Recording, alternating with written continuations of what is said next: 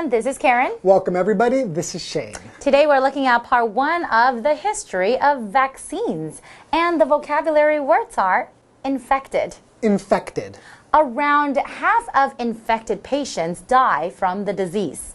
Scratch. Scratch. I got a scratch on my leg from playing with my dog. Aww. Mild. Mild. Fiona had a mild headache this morning, but she feels better now. Expose. Expose. Some of the workers at the company may have been exposed to dangerous gases. Not us, right? No. Okay. Virus. Virus. Scientists confirmed that the disease is caused by a virus and not bacteria. Decade. Decade. The company was created 3 decades ago. Wow. So we're talking about the history of vaccines.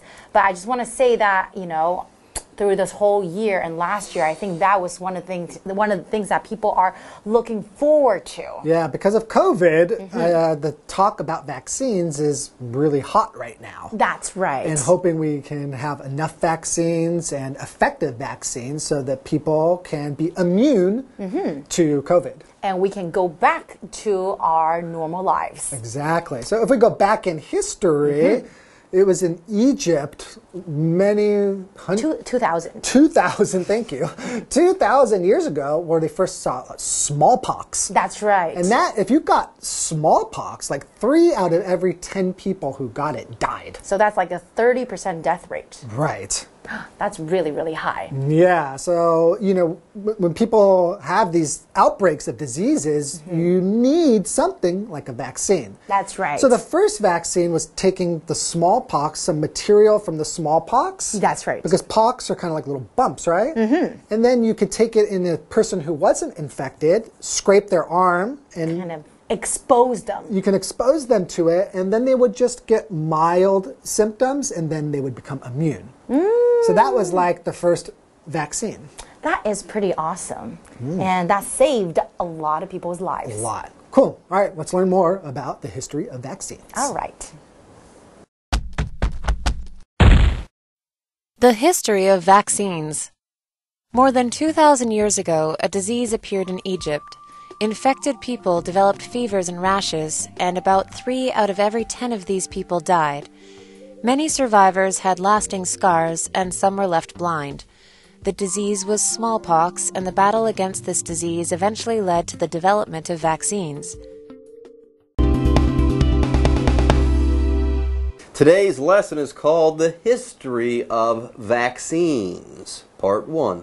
Hello everyone, my name is Jeff. And I'm Mike. And yes, vaccines are one of the big things going around these days. Of course, the COVID-19 vaccines have been changing life around the world from what it was last year, especially. When we talk about vaccines, we're talking about those medicines that you get before you catch a disease. Vaccines are our sort of protective armor against certain types of diseases, and they save millions of lives around the world all the time. We have vaccines for a lot of big diseases that are no longer a problem because the vaccines work. So we don't get things like polio and smallpox and stuff like that. So we're going to learn about vaccines and where they first were sort of discovered and invented. Spot on there, Mike. A vaccine is a shot, a medicine. You get it. Okay, and that's protection against getting a disease later on in your life. You just won't get that disease. Anyways, more than 2,000 years ago, a disease appeared in Egypt. More than 2,000 years ago. Now, infected people developed fevers and rashes, and about 3 out of, get this, and about 3 out of every 10 of these people die. 30%. 3 out of every 10. Now, that doesn't sound like much, but that's 30% of the population. Imagine that. Yeah, that's 30 out of 100, and COVID-19 was what? 1, 2, maybe 5 out of 100? So you can see this was a very deadly disease for people who got infected. And when we talk about infecting something or being infected, this is basically what we say when you catch a disease. When those little microbes or whatever go in your body, those viruses go in your body doesn't fight them off, and then you do get sick with something. So when we are wearing masks and when we're washing our hands and doing all that kind of stuff, we're doing those things so we don't get infected. For example, we could say around half of infected patients die from the disease. So if you are infected, you get the disease, but then of course you might just get a little bit sick or not sick at all, or you might die if it's a very dangerous disease. So 30% died from this terrible disease. And yes, let's go back to Egypt now. It's 2,000 years ago. Right, a long time ago. Many survivors had lasting scars, and some were left blind. Now, the disease was smallpox, and the battle against this disease eventually led to the development of vaccines. Yeah, human beings had to fight this disease over and over and over again until we developed an effective vaccine. Now, no one gets smallpox. It's been effectively eradicated off the face of the earth. How cool is that, and how cool are vaccines? That is very cool. But remember, this event in Egypt 2,000 years ago, smallpox vaccine was only invented about 300 years ago, so 1,700 more years of this terrible disease, definitely killing more people than all the wars put together during that same period of time. Killer. Very, very dangerous. We need vaccines. Let's take a break, though, because we need that too. But we'll be back with more and vaccines. Hello， 大家好，我是 Hanny。过去这一年来，世界各地的人们深受新冠病毒疫情的影响，大家都很关注新冠疫苗。好，那么这2天的课文呢，就是要简单介绍疫苗的历史。先补充一下 ，vaccine 就是指疫苗，它是名词。麦克老师说，疫苗就好像盔甲一样，可以保护我们免于染上疾病。这时候老师用到 armor 这个字 ，armor 就表示盔甲。那么课文一开始提到说，在2000多年前，埃及出现了一种疾病。那么受到感染的人，他会发烧和出疹子，而在那些人当中，每10个大约就有3个人会死亡。这个疾病呢，就是天花。人们为了对抗这个疾病，最后就带来了疫苗的发展。好，我们先来看单字 infected， 它是形容受到感染的。那它的动词 infect 就是表达感染、传染。麦克老师在解释单字时用到 microbe 这个字，表示微生物，它是拼作 microbe microbe。好，那么文中写到这个 smallpox 就是指天花。老师们提到说，以前天花造成30%的人死亡，这是很致命的疾病，幸好现在已经完全根除了。那么 deadly D-E-A-D-L-Y 这个字就可以形容是致命的、致死的。老师还用到 eradicate E-R-A-D-I-C-A-T-E eradicate 表示根除、消灭，像是根除疾病啊、社会问题等等。那它的名词是 eradication 就可以表达根除、消灭。接回到课文中。The history of vaccines. In early 18th century Europe, one of the first methods for controlling the spread of smallpox was put into action. Material from smallpox sores was given to people who had never had the disease through scratches on the arm. The healthy person would develop mild symptoms of the disease and then immunity. This worked pretty well, but it wasn't a perfect solution. Up to 3% of people would still die after being exposed to the virus. Okay, more on vaccines and smallpox, that menace that's been around for thousands of years, or used to be around. Anyways, in the early 18th century, or I should say in early 18th century Europe, one of the first methods for controlling the spread of smallpox was put into action. What did they do? Well, material from smallpox sores was given to people who had never had the disease through scratches on the arm. Interesting. So they would take someone sick with smallpox and you would get these red sores on you.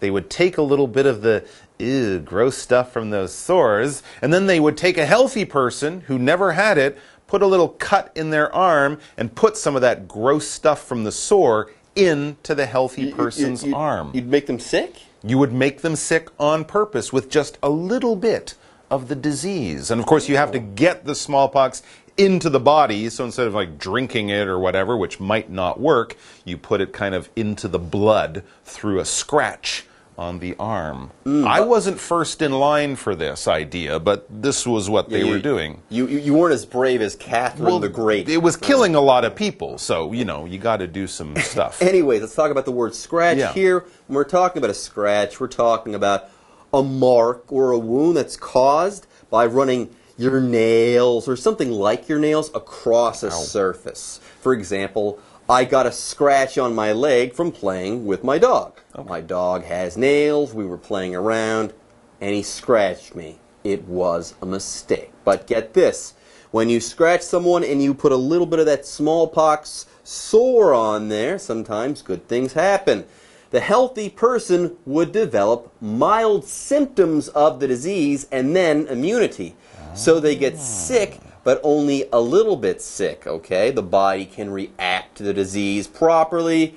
The immune system gets strong, reacts properly to this disease, and then they don't really get sick from the smallpox. They have immunity. Interesting. So totally different disease, totally different situation. But you guys know from the news, right, with COVID-19, some people got so sick they ended up in the hospital. Other people, you know, maybe even in the same family, just got a little fever, had a little cold, and it went away after a few days. That would be a mild form of the COVID-19, you know, sickness. They didn't end up in a hospital. They just felt a little bit sick. And when we use this word mild, we're saying it's not very strong, it's not very much. If you like mildly spicy food, you like a little bit of spice, but not that, oh my gosh, that's so spicy. No, mild is just a little bit at a very low level. Hot, medium, mild for heat. Exactly. As far as that's concerned. But here, Xiaola. Yeah, there you go. Yes. Xiaola. Mild symptoms though, The person, a little bit sick. Yeah, a little sick, maybe sick, a fever for a day or two, but certainly nothing bad. Certainly you're not going to die. For example, Fiona had a mild headache this morning, but she feels better now. Maybe she didn't even take a pill. She just drank a little bit of water, took it easy by lunchtime. She felt fine. Now, this was kind of a breakthrough, and this worked pretty well. But it wasn't a perfect solution, okay? Up to 3% of people would still die after being exposed to the virus, and this was unacceptable. So 3 is better than 30, but still, true. People were dying. People were dying. So this whole scratch someone and give them some smallpox sore, it was good, but was it great? Was it the real answer? No. Yes, exposure to the virus was still killing people through this inoculation process. Anyways, here, if you're exposed to something, you're put into contact with that thing, okay? That's the idea here. Let's say you go to the beach on a sunny day and you take your shirt off and you're sunbathing and you forget to go ahead and put on that suntan lotion.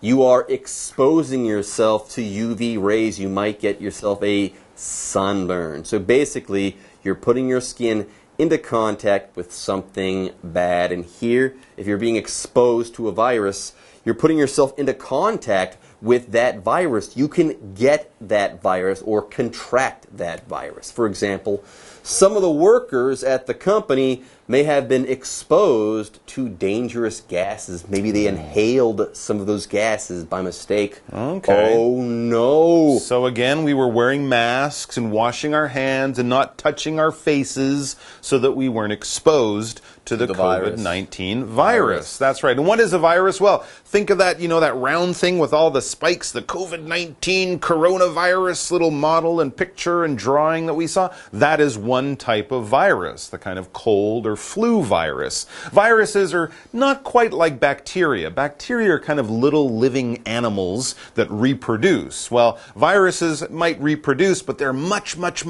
smaller. They're basically DNA or something like that. But when we talk about a virus in sort of the normal world and not in the doctor world, we talk about something that makes us sick because it is a virus, because people are coughing and spreading it, touching your eyes, doing things like that. So that's kind of what we mean by a virus. Anything from a cold to a flu to COVID-19, H1N1, SARS, these are all some viruses that we've heard about in the last few years. For example, scientists confirmed that the disease is caused by a virus and not bacteria. Yeah. All right, folks, with that, let's go ahead and take a short break, but don't go away. We'll be back after this. 人类从2000多年前呢就开始受到天花的威胁。Jeff 老师用到 menace 这个字来描述天花这种疾病，那么意思就是威胁或是具有危害性的人或物。这个字是拼作 M-E-N-A-C-E menace。好，那么到了18世纪初，欧洲人控制天花传播一种方法就是把天花疮疤上面取得的物质，然后透过手臂上的刮痕来传染给从来没有得过天花的人。健康的人他就会出现轻微的症状，然后他就能免疫了。这个方法听起来是不是蛮恶心的？就刮一点人家被感染的东西，然后到你的伤口上让你感染，听起来很恶心，可是效果还不错啦。我们先补充一下，老师用到 gross G-R-O-S-S gross 就可以形容是令人恶心的、令人厌恶的。好，这边还有2个单字 scratch 当名词表示抓痕、擦痕或是刮痕。好，那么 mild 它是形容词，形容轻微的、温和的，不是很严重的。好，刚刚我们提到说的那一种控制天花传播方法很恶心，但效果不错，对不对？可是它称不上完美，因为还是有高达3%的人在接触病毒后会死亡。那它终究还是个突破啦，只是说3%的死亡率还是让人无法接受的。好 ，Jeff 老师这时候用到 breakthrough 来表达突破、重大进展的意思。那它是拼作 B-R-E-A-K-T-H-R-O-U-G-H breakthrough 突破。还有用到 unacceptable 这个形容词，就是在 accept 接受的这个字前面加上 un 这个字首，那么字尾再加上 able unacceptable 表示令人无法接受的。好，再来看2个单字 expose 它是动词，表示使什么接触到或是揭露、暴露的意思。它的名词是 exposure E-X-P-O-S-U-R-E exposure 可以表达暴露、曝光。单字例句写到说，工人暴露在危险气体中，他们可能会吸入那些危险气体。这时候 Jeff 老师用到 inhale I-N-H-A-L-E inhale 表示吸入、吸气的意思。下一个单词 virus 是病毒，那么 coronavirus 大家都很熟悉嘛 ，coronavirus 就是冠状病毒的意思。同学们对于新冠病毒的外观形状应该不陌生吧？它就那圆圆一颗球，然后周围有突出的那种尖状物。这时候 Mike 老师用到 spike 这个字来描述尖刺、尖状物，这个字是拼作 S-P-I-K-E spike。好，另外老师讲到病毒繁殖的时候，还用到 reproduce 这个字 ，produce 制造的这个字前面加上 re 的字首，就可以表达繁殖、繁衍、生殖的意思。好，这边还有2个重点，第一个是 up to， 在这边表达多达、高达，后面可以接数量啊、程度等等。例如 ，the stadium can hold up to 30,000 people， 那个体育场可以容纳高达3万个人。第2个重点。After 引导的副词子句啊，它的主词如果是跟主要子句的主词相同的话，可以省略。然后我们可以把动词改成动词 ing。那用句型来看会比较清楚。原本的句型是主词加动词 after 主词加动词。那如果前后子句主词一样，我们就可以省略 after 后面那个主词，然后把动词改成动词 ing， 句型就变成主词加动词 after 动词 ing。例如。Maggie made herself a cup of tea after she washed the dishes. 这就可以把它简化成 Maggie made herself a cup of tea after washing the dishes. Maggie 洗碗洗好之后，帮自己泡了一杯茶。好，这句话课文中。The history of vaccines. Decades later, when English doctor Edward Jenner was just 13 years old, he heard a dairymaid say, "I shall never have smallpox, for I have cowpox." Cowpox is a skin disease that resembles smallpox, but it is milder and mostly infects cows. After he became a doctor, Jenner decided to test whether the cowpox virus could be used to protect against smallpox. Mike, I sense a breakthrough. Something's in the air. Anyways, yeah, decades later, when English doctor Edward Jenner, remember that name, was just 13 years old, he heard a dairymaid say, "I shall never have smallpox, for I have cowpox." Ah, very interesting. Yeah, so he was a young man at this time, Edward Jenner. He would go on to be famous, but at that time he heard this dairymaid, basically a woman who would milk cows for a living, and she said, "Oh, I'll never have smallpox, for I have cowpox." And that was something that they would get on their hands and in their body, make them a little sick. You would get it from being near cows, but people noticed that if you had cowpox, you wouldn't get smallpox. Or at least it was lore amongst dairymaids. Yeah.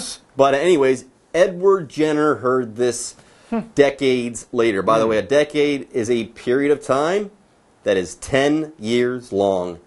That's it, a decade, a 10-year period. For example, the company was created 3 decades ago, 30 years ago. Anyways, cowpox is a skin disease that resembles smallpox, but it is milder and mostly infects cows. It's milder. Yes. So it's like smallpox, but not as bad. Exactly. And after he became a doctor, decades later, Jenner decided to test whether the cowpox virus could be used to protect against smallpox. So as he grew up, he remembered this story that he heard from the dairymaid, and he kind of thought, now I have the knowledge and, the equipment to test this out.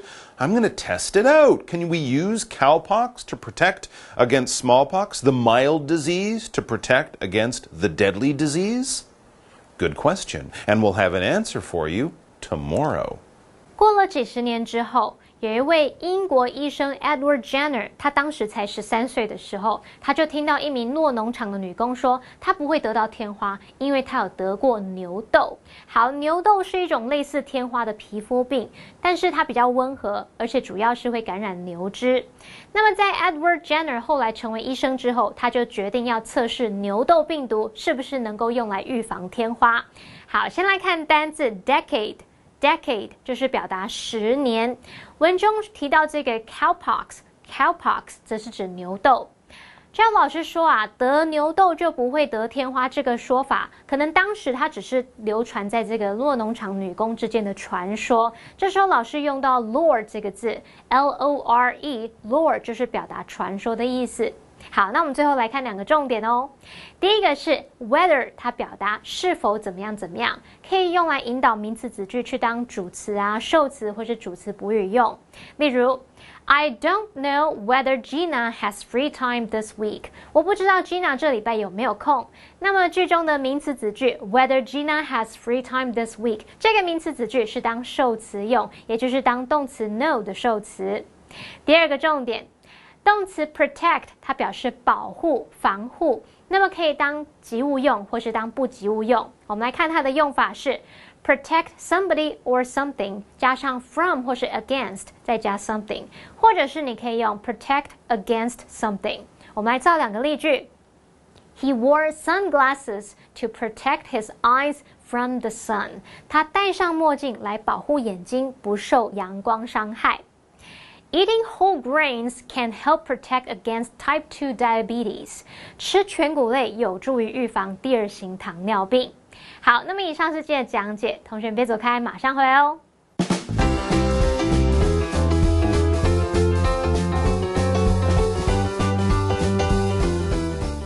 Hi there. Do you like attending large events? Arenas for hosting events have been important cultural structures for a long time. There are about 400 Roman-style amphitheaters in the world. The arena of Nîmes, located in France, is in the top 20 largest.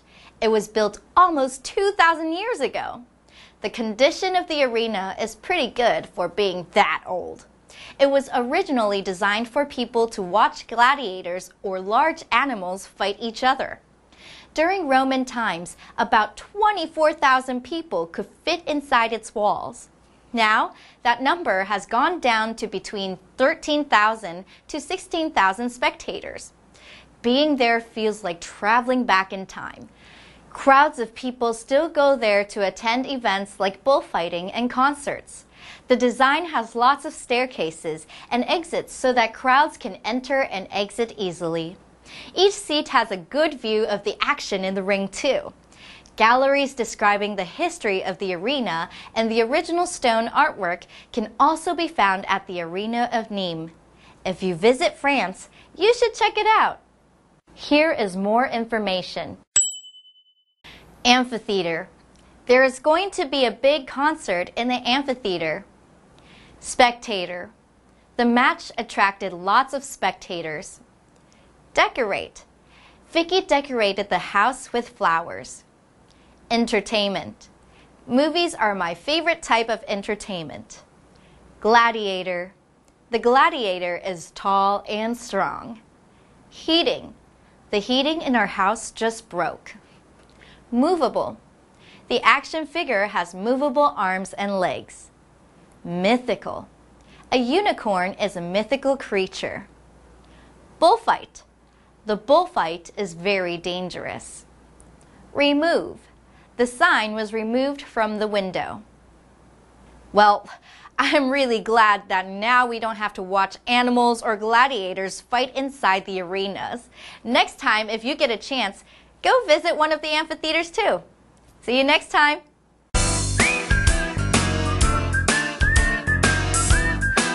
See you next time.